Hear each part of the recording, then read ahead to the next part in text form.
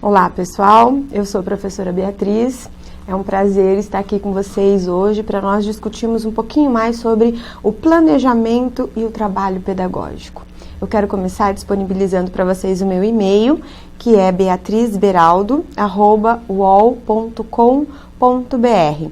Fiquem à vontade para enviar dúvidas, sugestões, críticas.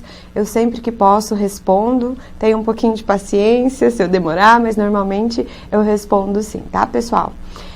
Para começar a nossa análise, pessoal, no livro, eu separei os principais conteúdos da área de planejamento e de projeto pedagógico em 3 unidades, tá? Na primeira unidade, nós vamos ver o que é a gestão da escola, né? As diferentes formas de participação da direção da escola e as funções do gestor escolar, tá? Para essa unidade, os nossos objetivos, então, é entender o que é um gestor, né? Conhecer o conceito de gestor, reconhecer os diferentes tipos de gestão e compreender as funções e as atribuições do gestor escolar, tá ok? Então, começando a nossa análise, nós partimos do conceito. O que é ser gestor? Gestor, pessoal, nada mais do que significa líder, ser líder.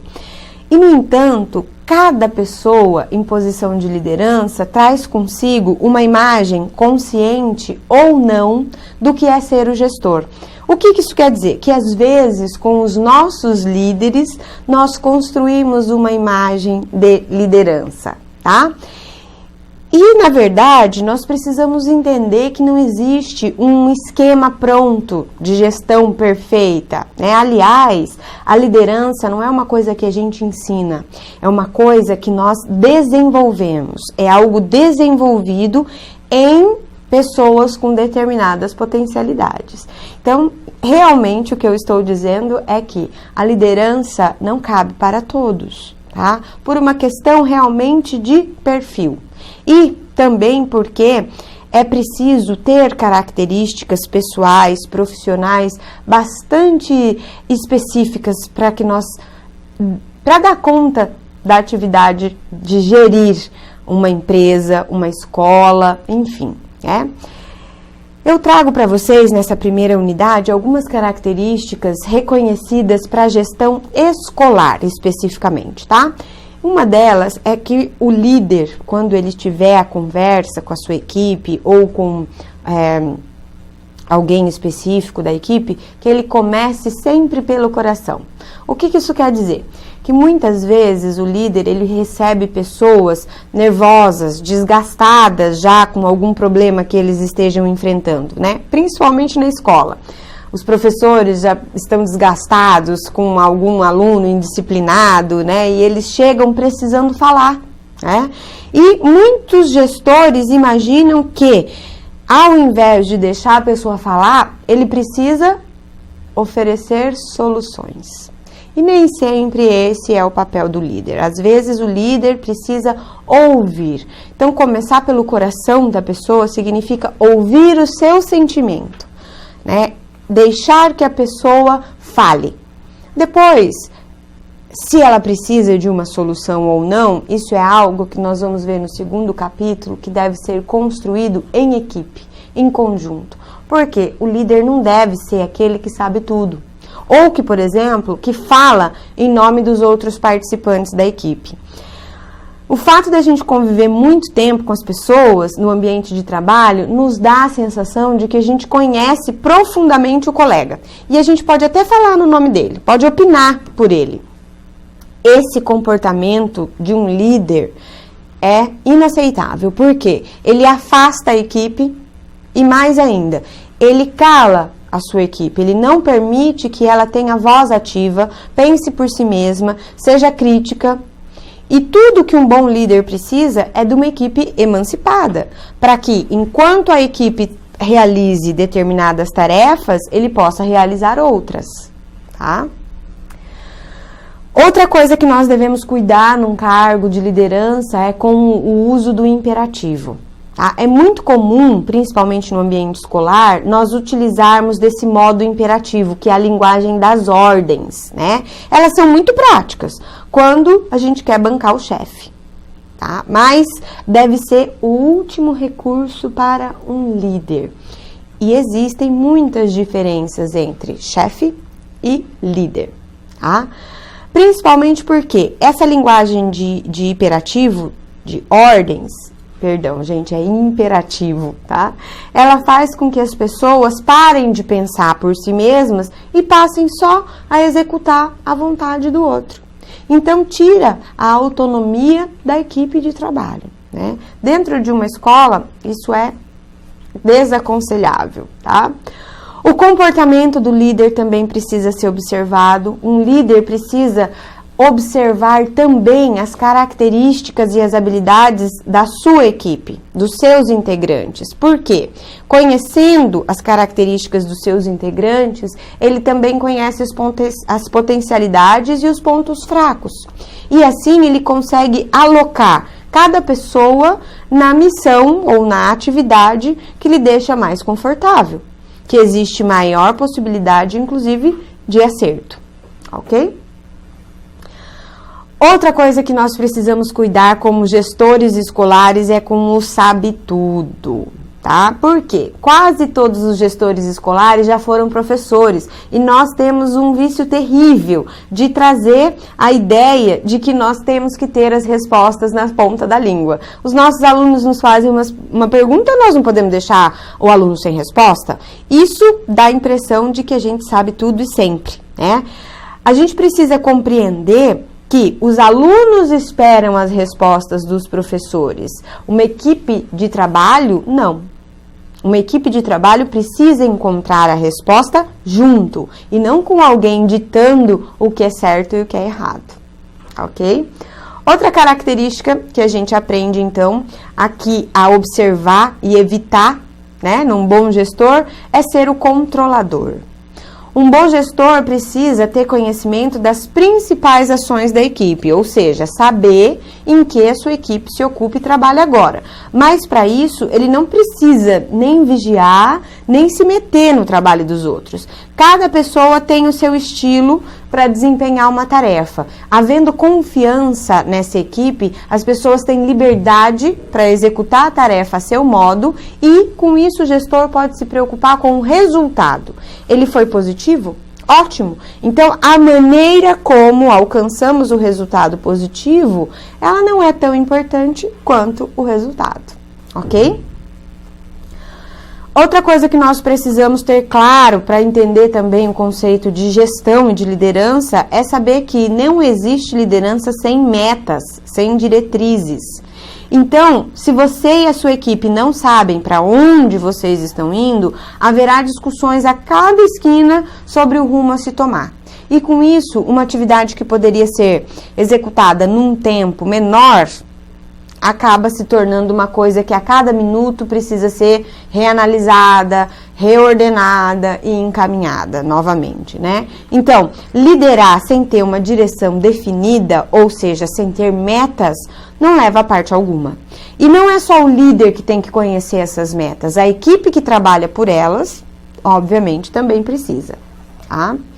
Outra coisa que um bom gestor precisa saber observar são as qualidades pessoais, tanto da sua equipe como a dele própria. Para liderar, pessoal, exercer uma liderança, principalmente nas escolas, ela exige mais habilidades e conhecimentos do que as lideranças que não lidam diretamente com a formação de pessoas, né? Então, é preciso possuir uma série de qualidades pessoais, como perspicácia, simpatia, senso de humor, perseverança, autoconhecimento, empatia. Essas são as principais qualidades que, de mão, assim, de uma primeira mão, nós precisamos ter para conquistar uma boa equipe de trabalho, mantê-la funcionando bem e trabalhar efetivamente com o relacionamento entre pessoas, tá? Outra coisa que nós vamos analisar depois de entender melhor esse conceito de líder é o tipo de gestão desse líder. Ou seja, as diferentes formas de gestão também mudam completamente o perfil de ensino da escola. Então, a direção da escola muda o ensino dessa escola. E os autores que nós usamos para fundamentar o nosso livro, nessa unidade, foram o Ednir e Secom. Tá? Eles dizem pra gente que a direção da escola normalmente é classificada de duas formas. Uma na direção estática e a outra, como será? Nós vamos entender que a direção estática da escola é um momento, assim, muito atual para nós ainda. Em algumas escolas, ela ainda é utilizada, né? E faz pouco tempo que nós aprendemos que o diretor faz parte da equipe escolar. Ele não é aquela sala onde o aluno vai tremendo, né? Depois que aprontou alguma coisa, conhecer o diretor e levar uma bela bronca, né? Mas, durante muito tempo, a imagem do diretor foi essa. Por quê? Ele era o representante do órgão superior daquela escola. Fosse do governo, caso a escola seja pública, ou então da mantenedora, caso a escola seja particular. Sendo o representante, pessoal, ele só seguia as leis dados pelas chefias maiores. O que acontece com esse tipo de postura quando a gente só segue as leis? Primeiro, a palavra correta seria: nós tiramos a nossa responsabilidade pessoal dos resultados. Então, dessa forma, ele podia determinar o destino do ensino sem se responsabilizar efetivamente pelo resultado. Por quê? Eu estou cumprindo ordens. Quem mandou foi ou o governo ou a mantenedora. Eu não fui. Eu só estou aqui representando essas pessoas, tá? Esse tipo de direção afastava as pessoas e ainda, né, gerava um ensino estático. Por isso que a direção dinâmica da escola, que é o oposto do que nós vimos agora, muda completamente o trabalho dentro da escola. Ele passa a ser entendido como um trabalho de equipe. Então, não existe mais um diretor que representa um outro chefe maior que nunca está na escola e não conhece essa realidade. Ao contrário, a direção dinâmica da escola passa a pensar numa equipe que vai se organizar para trabalhar com uma consciência enorme da realidade social, das necessidades dessa escola, para atingir os melhores resultados, né? Formar esse grupo de trabalho é muito complicado e exige uma mudança de postura do gestor. Exige que ele mude o foco da sua administração para a administração pessoal e adote uma consciência de gestão, realmente, que leva em conta o grupo de trabalho. E não uma pessoa, mas sim uma grande equipe pelos mesmos objetivos. Com isso, pessoal, nós podemos analisar agora os assuntos separados para a unidade 2 do nosso livro, que pretende discutir o que é a gestão democrática e a sua eficácia. Será que ela funciona?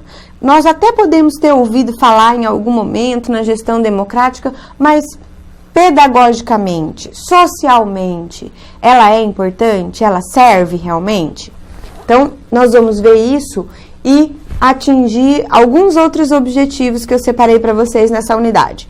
Nós vamos compreender, então, os fundamentos e os pressupostos teóricos e metodológicos da gestão democrática, ou seja, qual é a sua teoria para que ela modifique a prática, tá?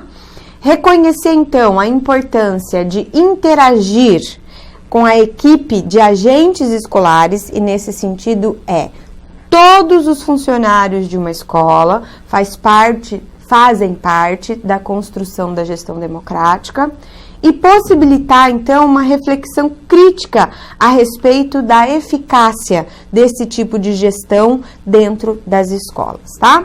Nós começamos, então, entendendo que, para a gestão democrática, a participação da comunidade, incluindo os professores, os pais e os alunos, é primordial.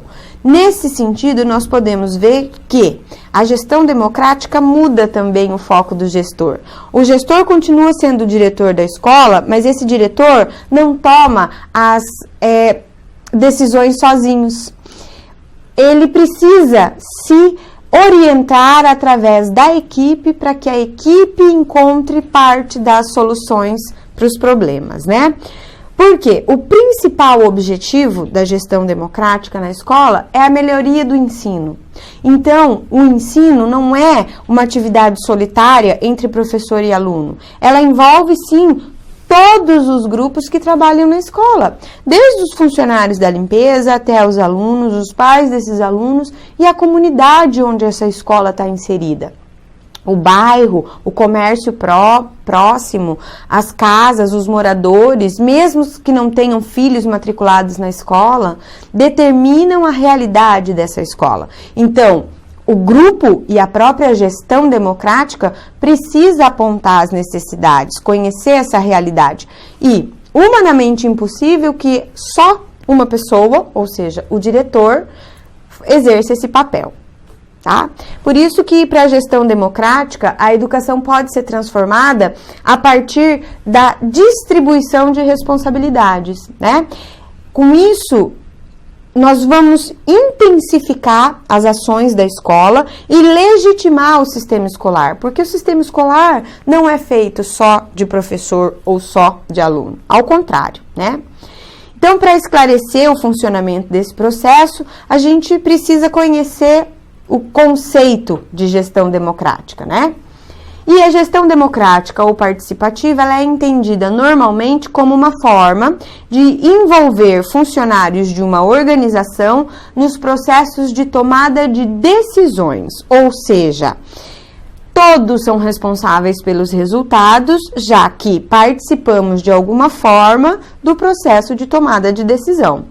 No caso das escolas, todos os funcionários e a comunidade vai se reunir para decidir os objetivos, quais problemas precisam ser solucionados, qual a qualidade de ensino desejada, qual o investimento precisa ser feito nesse momento dentro da escola, né? É nesse sentido que a gestão escolar também pode ser chamada de participativa. Para que ela aconteça de forma democrática, ela precisa da participação de todos. Mas por que, pessoal, optar pela gestão escolar de forma democrática nas escolas? Será que ela serve para alguma coisa? Então, pessoal, a primeira coisa que nós vemos na participação da comunidade na escola é que muda a qualidade pedagógica do processo educacional.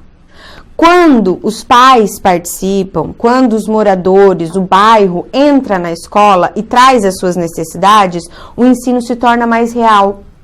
Os professores podem nortear os conteúdos porque aquela escola realmente precisa ou está deficitária. Com isso, a gente garante também ao currículo escolar um maior sentido e mais atualidade, porque os professores podem fazer então um elo com o que essa escola precisa no momento e o que o currículo prevê. A ideia não é que se separe, eu vou abandonar o currículo e vou atender aqui, ó, a necessidade da minha comunidade que está precisando aprender rap. Eu posso usar o rap para ensinar poema. A ideia é que o currículo seja validado através do que os alunos precisam aprender, ok? Também combate o isolamento físico entre o corpo administrativo, diretores, coordenadores, né, e os profissionais da escola, como professores e alunos, porque aprender também é uma profissão, né, gente? Isso também gera uma maior motivação na comunidade, de que essa escola me ouve, me valoriza, me atende, Essa motivação faz com que os objetivos de ensino sejam também mais próximos e possíveis de serem alcançados. E os resultados, obviamente, com a participação de todos, é cada vez melhor e maior, tá? Mas não adianta, pessoal, nós temos plena participação, várias pessoas dando opinião, me orientando o trabalho, tomando decisões juntas, se nós não temos um planejamento desse trabalho, tá? Então, o planejamento do trabalho escolar também faz parte da gestão, principalmente da gestão democrática. E o Gasparin, um dos autores que eu utilizo para nos esclarecer algumas coisas nesse capítulo do nosso livro, a nossa última unidade sobre planejamento. Ele diz que planejar é uma atitude sempre de dupla ordem, ou seja, exige que o professor conheça a dificuldade de aproximar a teoria e a prática e que ele passe da teoria para a prática através do ensino e, consequentemente, da aprendizagem, tá? Então, o planejamento é uma tarefa docente que inclui tanto a previsão das atividades didáticas quanto a revisão dos objetivos.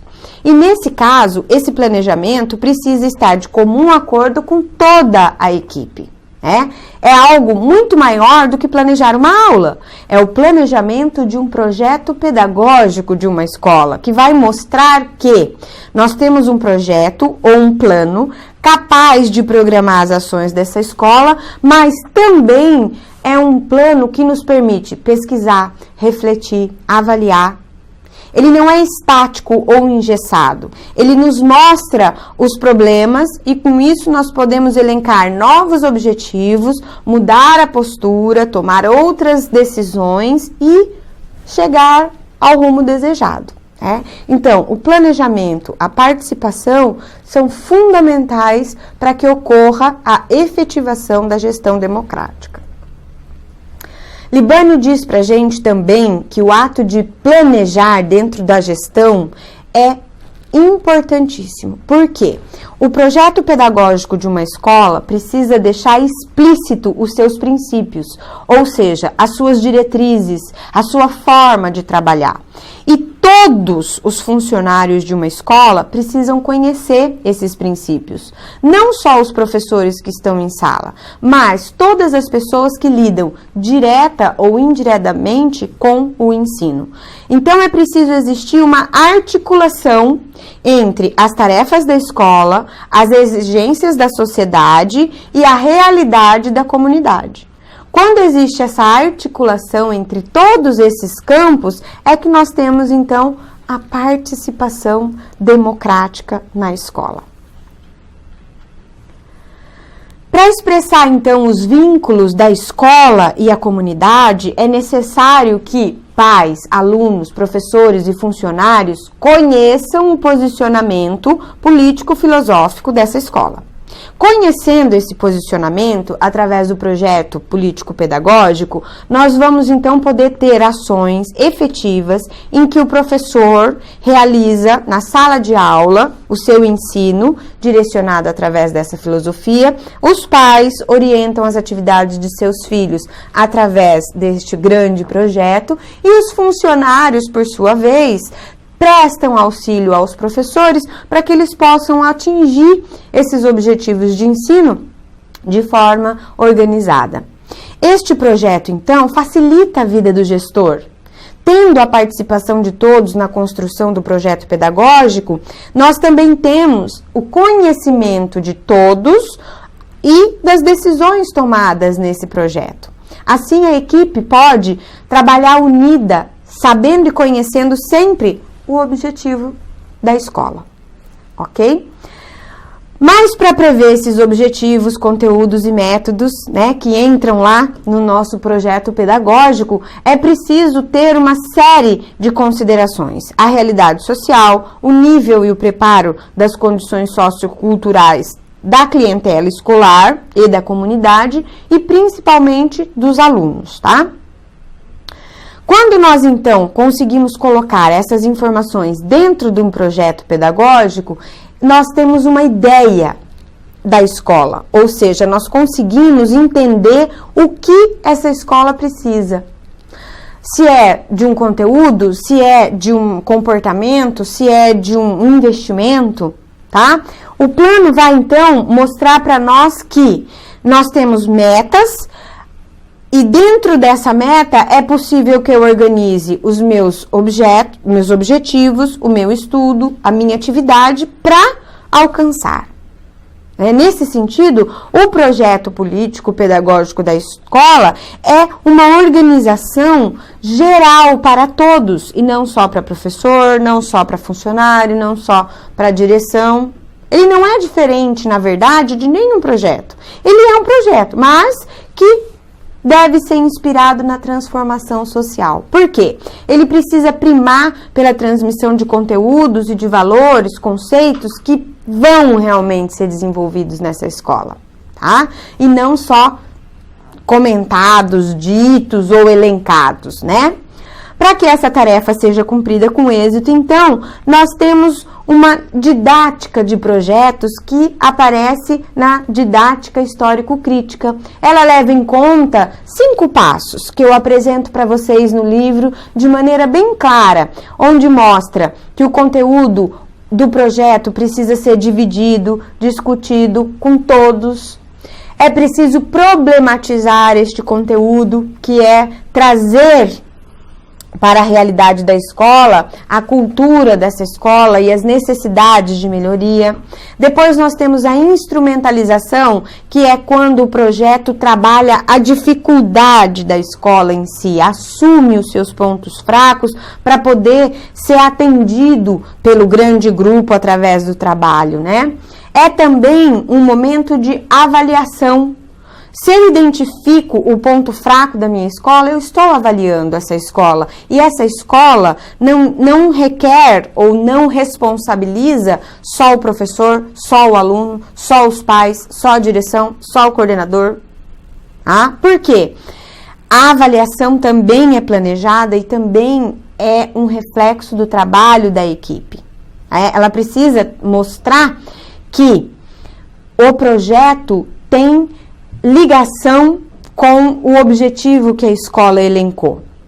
E, compreendendo isso, nós chegamos então ao fim do nosso esquema de projeto pedagógico, mas não chegamos ao fim das discussões que a escola e a gestão democrática possibilita. Para isso, você pode terminar a leitura do nosso livro, fazer outras pesquisas, uma série de sugestões e assim, além de trocar ideias, o tema continua caminhando e você continua se formando nessa missão de, quem sabe, gerir uma escola. Foi um prazer, até a próxima.